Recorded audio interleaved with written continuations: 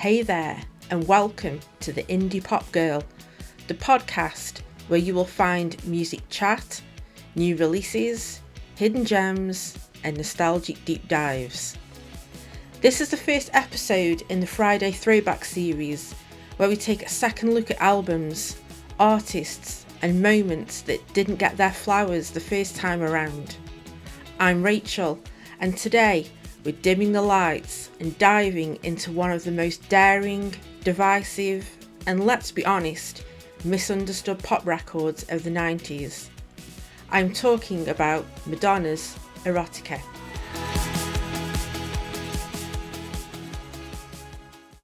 Released right in the middle of her boundary-pushing, tabloid-grabbing prime, and for some, it was just too much.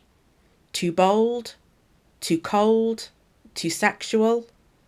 Critics didn't exactly hold back. Some fans were split. And yet, 30 years later, Erotica sounds more like a blueprint than a misstep. I was 12 years old when Erotica was released on the 20th of October 1992, a day I remember very well, and was released simultaneously with Madonna's first publication, Sex, a coffee table book containing explicit photos and text from Madonna, and the book contained collaborators such as Naomi Campbell and Isabella Rossellini, and the video of the Erotica single included some of the shots and footage of the book to really set the scene of this new era and her alter ego, Dita. I remember being in HMV during release day, and the album was playing in the store, and while fans were snapping up the CD and cassette and the sex book. Of course, I was far too young to buy the book, but I remember pleading with my parents that I needed the album, and I was just so annoyed because I had a bit of a wait until the album was finally mine. I didn't have a CD player yet, so I had the Erotica cassette for Christmas, and I played it over and over again. I was completely obsessed by Madonna at this point in my life. The Like a Prayer and the Immaculate Collection eras confirmed this for me. But this era was something special. The Erotica era is the first time that I really took notice of the visuals that supported the record. We had MTV Europe at home, and the videos to the singles were played on rotation on the channel, and there was just something so special about this time. A simpler time maybe, but I look back at this time when I was starting to buy music and going to the cinema regularly. Being exposed to so much music, films and reading has carried me through all of my life, and the Erotica era was the beginning of my journey. This is the age when I started to really get into albums properly. My friends at secondary school would swap cassettes, and I ended up listening to all sorts of genres, but pop music was my vibe back then. The indie crossover came along much later. I can't remember another artist around that time who was doing something so groundbreaking as this. At the time, most of the sexual imagery just went over my head, and I just saw Madonna playing a character. Well, she was Dita, and she was here to push the boundaries of being a female artist in the early 90s. Madonna was coming off the high of Like a Prayer and the Blonde Ambition tour. The Immaculate Collection sold millions, and she'd already proved she could do it all. Ballads, bangers, gospel, tinge pop, political statements. But instead of playing it safe, she releases Erotica and Sex at the same time. So, of course, all the build-up around both just got everyone talking, and not always in a good way. I think some of the criticisms started around the time In Bed with Madonna was released. I was gutted that I was unable to see this at the cinema, as I was underage. But this is the era of Sky Movies in the UK in the 90s, and I was over the moon when I finally had the chance to see it.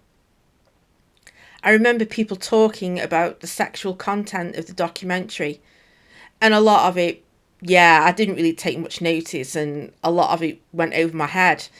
But it's one of my favourite music documentaries of all time. It's something that I revisit quite often.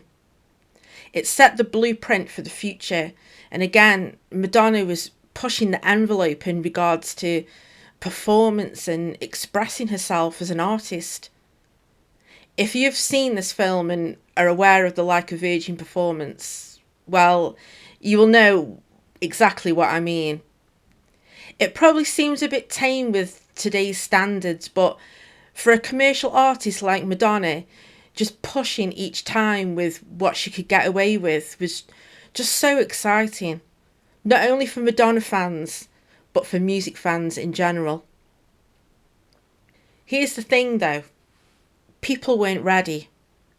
We talk a lot about how ahead of the curve Madonna was, but with Erotica, she wasn't just ahead, she was off on a completely different map. The album blended house, trip hop, hip hop, New York club culture, spoken word, jazz, and this dark, detached vocal tone that just threw people off. Looking back now, to me, it seems like the Erotica record was a natural continuation from the Justify My Love single that was released as part of the Immaculate Collection, with the sexual themes and the dark style and the production. But Erotica is so much more than that. Listen again and you realise it had to be that way. Erotica wasn't about seduction, it was about control, power, pain, even vulnerability. For example, the record contains one of Madonna's most acclaimed ballads, In Rain. That was one of her most tender tracks, buried in an album that everyone assumed was just about sex and shock value. This wasn't just an album, it was a reckoning. A woman unapologetically claiming her space. At a time when the AIDS crisis was devastating the LGBTQ plus community and sexuality was being politicised like never before, Madonna was telling it like it is. Album track In This Life is touching and tender and is a tribute to Keith Haring, who tragically died of AIDS, who was very close to Madonna. Erotica wasn't scandalous because it was dirty. It was scandalous because it was being honest.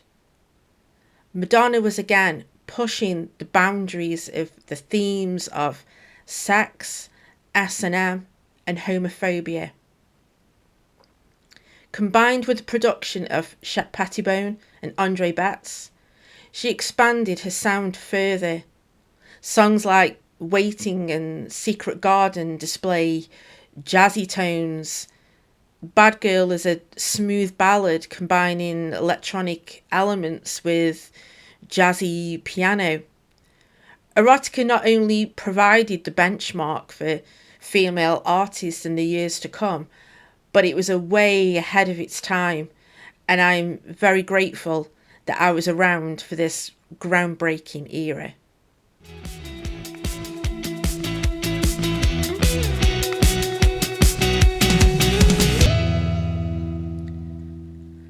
Okay, let's discuss the tracks in a bit more depth. So the record opens with the title track, Erotica, and the theme around this song is about sexual liberation, fantasy. There's a power dynamic going on. It's very dark with sultry house and dance with some industrial textures. It opens with Madonna's spoken word dominatrix alter ego Dita, and there's whispered vocals and stuttering beats that set the album's provocative tone. the song also uses a sample from Kool and the Gang's Jungle Boogie. So when you listen to this, listen out for it. The vibe is very seductive, but at the same time, it's quite cold and commanding. It really gives you an introduction into Madonna's vision and sets you up for the whole record. Then we move into track 2, which is Fever, which is the old classic covered, but in a more house-infused tinge. It reinvents the jazz standard of the Peggy Lee classic into a club banger. Madonna's icy delivery contrasts with the lyrics, and this is just straight for the dance floor. It's just pure nightclub hypnotism.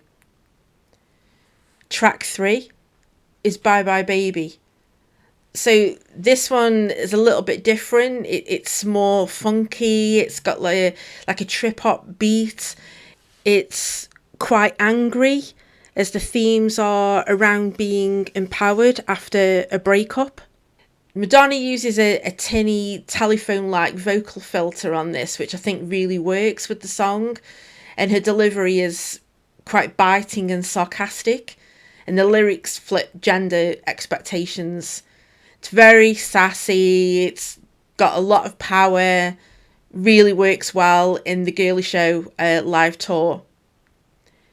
Track 4, one of my favourites, Deeper and Deeper. This is just classic 90s house meets disco. The theme around emotional surrender, falling in love despite resistance. It's got a really great breakdown in the bridge that brings in flamenco guitars, which nods to the 70s. It's just fantastic. And also the little ode to Vogue towards the end. It's just amazing. And I don't know how many times I've played this song over the years, but each time I listen to it, each time I play it, I always find something new in the track. It's just really fresh and upbeat, and I just love it. It's one of my all-time favourite Madonna songs. Track 5, Where Life Begins. So this one, we take a bit of a turn. It's more kind of jazzy, down-tempo, a little bit funky. There's a lot of bass. The theme around this song is something that I'd never heard before. Touches on oral sex and sexual self-awareness. Madonna just does not hold back on the lyrics here. It's the double entendres everywhere in this song. The production is quite minimal. I think that's what they were going for in this song. I think the intention was to obviously bring the sexual content of the lyrics to the forefront and let the instrumental just pull back a little bit with this one. It's quite cheeky, it's very intimate, but it's got a bit of a tongue-in-cheek as well. I think Madonna's just being a little bit saucy, but she's having a bit of a wink at us at the same time. It's not meant to be taken seriously at all. And when I first heard this back in the day, I had no idea what the hell she was going on about. It was only later on where I kind of thought, okay, this is what this song's about. But I still love it. It's very chill and it sounds amazing on vinyl. Track 6, Bad Girl. This is just all-timer GOAT brilliance from Madonna.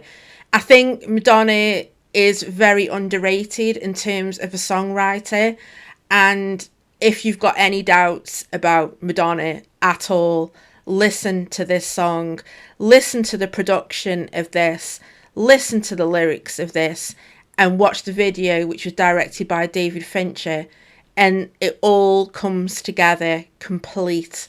It is a piece of art. The theme around this song is about self-destruction and regret and loneliness.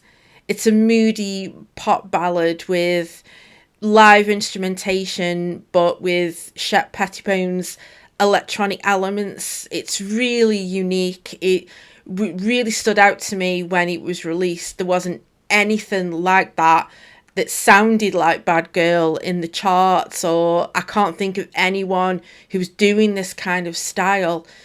Madonna's vocal is unusually quite vulnerable here, and the lyrics explore an emotional numbness with an unhealthy coping, and the video mirrors this with a twist at the end. And when you see the video, it's just so sad, and it really brings the song to life. I think David Fincher's a vision and his directing style, I think it really captured the essence of this song and what Madonna's vision is. Basically, it is a quietly devastating standout of the record, and anyone who thinks Madonna's Erotica is a dirty sex record, well, you are fucking wrong, because listen to this song and you will see why. It is one of her best written songs of all time, one of the best pop songs of all time.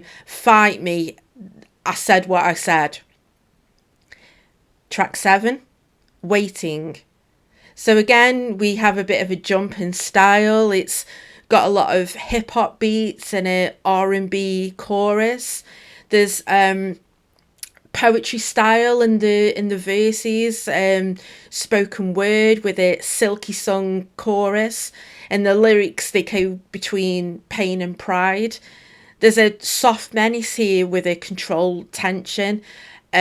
Really great. I mean, at the time, this one didn't grab me so much on first listen, but over time and listening to this song with the context of the record, it flows really nice. And obviously this was used in the song Did You Do It, which I'm not going to talk about with the tracks here, because to me it's not really part of the record. Track 8, Thief of Hearts. Well, here we go.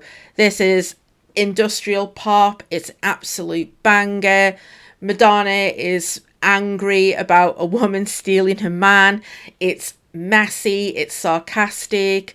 The production is chaotic with glass smashing and sirens and yells, and it's campy, it's pure theatre. It's brilliant. I absolutely love Thief of Hearts, and if you've not heard this song, please give it a listen. It's just classic Madonna. Track 9, Words. So the theme around this song is like language as a weapon in love. It's quite unusual, the way how the song is structured. It's got quite a lengthy intro, and the beat is quite hard, quite like a techno beat. I think that's down to the Shep Pettibone production of this. The lyrics dissect the damage that words can do in a relationship, and Madonna says in the chorus, words, they cut like a knife. She's clearly wounded but fighting back. I absolutely love the spoken word outro that Madonna uses here. Her delivery, she's got a bit of an intentional lisp going on. She does that sometimes, and it's quite moody. She's got this controlled anger in her voice with the beat and the piano keys that come in, and then on top of the beat you hear a sound of a typewriter banging, which is so creative. I mean, the production, it's just amazing. Really really unique, I'd say. It's quite unique in Madonna's catalogue, and again, it flows really nice coming from Thief of Hearts. Track 10, Rain. Well, the last two songs were quite hard and quite aggressive, and then we get to Rain, which is just so lush, and most people have probably heard this song, but if you haven't, please do. The video, again, is so beautiful with its visuals and complements the song perfectly. This song is completely stripped of all the sexual bravado here, and Madonna's softness really shines on this song. And a lot of people don't give Madonna credit for the ballads and the vulnerability that she brings to a lot of her songs. A lot of my favourite Madonna songs are her ballads, like You'll See, Take a Bow, This Used to Be My Playground, Rain. It's one of the more hopeful moments on the album. It fits so well in the track listing, and it sets you up for the next few songs to come on the record. Track 11, Why Is It So Hard? So this is one of my favourites, and I've seen people who have reacted to this album on YouTube, and when it gets to this song, a lot of people don't seem to like it or connect with it. I don't know what that is or why, but it really works for me, and it's really unique because the song is very upbeat, and it's got kind of like a reggae tinge to it. A lot of live instrumentation with the drums and bass and the guitar. I absolutely adore the message of this song. It fits really nice with the instrumental and the production, and I really love Madonna's vocal performance on this. It's really impassioned and earnest and genuine, and she's asking why unity is so elusive. I understand why people might not connect, or the instrumental might not be for everyone, but the message is so strong, and I really love the backing vocals by Donna DeLory and Nikki Harris in the song. It's just overall, it's just a really strong album track, and it deserves more love. Track 12, In This Life. So we switch things up completely here. This is really poignant and just so beautiful, and a tribute to Keith and everybody else who Madonna has lost over the years, dealing with grief, the AIDS crisis and mortality. It's a sparse, mournful ballad with orchestration. It's just one of her most personal and somber tracks. The vocals are quite raw and unpolished. I think this was done with intention, and it was probably done in one take. I don't know for sure, but it seems that a lot of tinkering wasn't done to this song. I think the intention was to leave it quite raw, and it works really well in the song, and it fits really well in the record towards the end.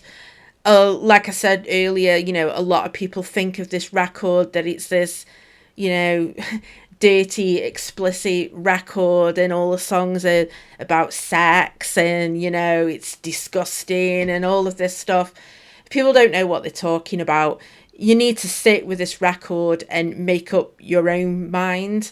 And listening to this back in the day, nobody else was really touching on these subjects, touching about AIDS and singing about it and raising awareness and being an ally for the gay community at the time. She was so groundbreaking, and I have so much respect for Madonna, not only as an artist and a songwriter and a performer, but as a human being as well. A lot of people think that she's quite cold and outspoken, and to a certain extent she is, but she's also a human being with a big heart. And if you've watched In Bed with Madonna, there are parts in that documentary that show that side to Madonna, and so does this track. It's amazing. Track 13, Secret Garden. So this one is very jazzy, it's a bit down tempo, it's very introspective, and the themes of this is obviously it closes the record, so Madonna's trying to find her inner peace, her femininity, the emotional truth, and Madonna's vocals are quite breathy and reflective. It closes the album quietly but purposefully. I've heard a lot of people say that this track is quite sexual, and yeah, it is. The secret garden is obviously a metaphor with what Madonna's talking about here, but I find it quite meditative and quite soulful as well. And the outro, it just lets the song breathe. It's late night jazzy double bass vibes, which I really love. And Madonna, she really suits this kind of genre, this tone. And she obviously, with the next record, Bedtime Stories, she goes for a smoother R&B sound. So she can do the pop bangers, but because she can be quite introspective at the same time.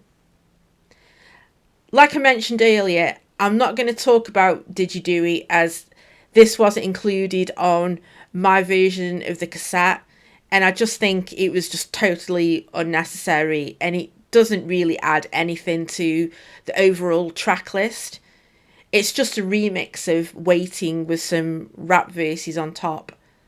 I don't like it, and I've never liked it.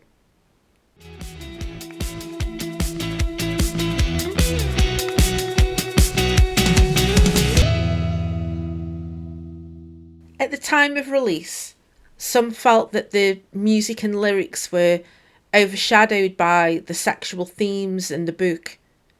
Madonna's Body of Evidence film was released in early 1993, and this probably hurt Erotica at the time, as there was a lot of talk and build-up before the film was released.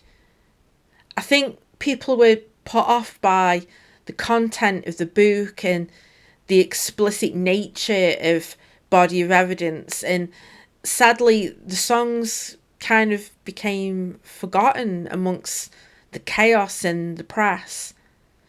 But looking back now, Erotica feels like one of her most influential works. I feel like without Erotica, we wouldn't have had Janet's The Velvet Rope or Christina's Stripped. Rihanna's S&M single displayed a controversial video, and I believe that the Erotica era was definitely an inspiration there. It is clear the impact has inspired Britney, Lady Gaga, Beyonce. Although the era was provocative, the message of liberation and the education of safe sex was a breath of fresh air. Madonna pushed the envelope yet again by staying authentic, being honest, and empowering women, and she paved the way for other female artists. Janet by Janet Jackson was released a year after Erotica, and both are two landmark albums in pop history, both boldly exploring sexual freedom, female desire, and empowerment. Madonna openly exploring taboo subjects such as BDSM, oral sex, masturbation, and taking this even further in the sex book. The Janet album is about Janet exploring sexual awakening and the emotional and physical intimacy. I remember buying the Janet album on CD much later, and some of the tracks on it would seriously make you blush. Far more explicit than what Madonna was going for on Erotica. But what I'm trying to say here is that Madonna was the leader. She threw open the door, well, probably the dungeon door here, and gave other female artists to be sexual, be bold, be proud, and to empower others. It took the world a while to catch up, but they did. Critics have reappraised it. Fans have embraced it, and Erotica, the misunderstood record of Madonna's catalogue, now stands tall, bold, bruised and brilliant. After my copy on cassette finally gave up, I purchased a CD, and now it's part of my ever-growing vinyl collection. When people ask me about intelligent pop, I always come up with Melodrama by Lorde, Hit Me Hard and Soft by Billie Eilish, Desire I Want to Turn Into You by Caroline Polachek, or Erotica by Madonna.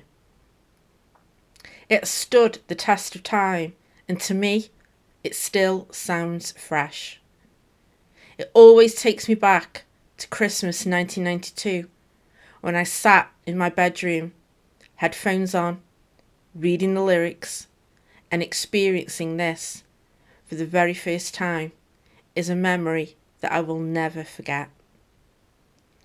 So the key tracks, this is a difficult one, but if you've not heard this album before, maybe try Deeper and Deeper and Why Is It So Hard as an introduction.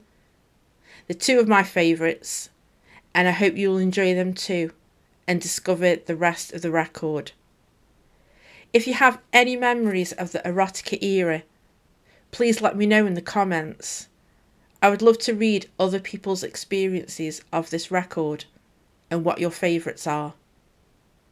Thanks for tuning in to the Friday Throwback series. If this episode stirred up some memories or made you want to dig out your copy of Erotica, drop me a message.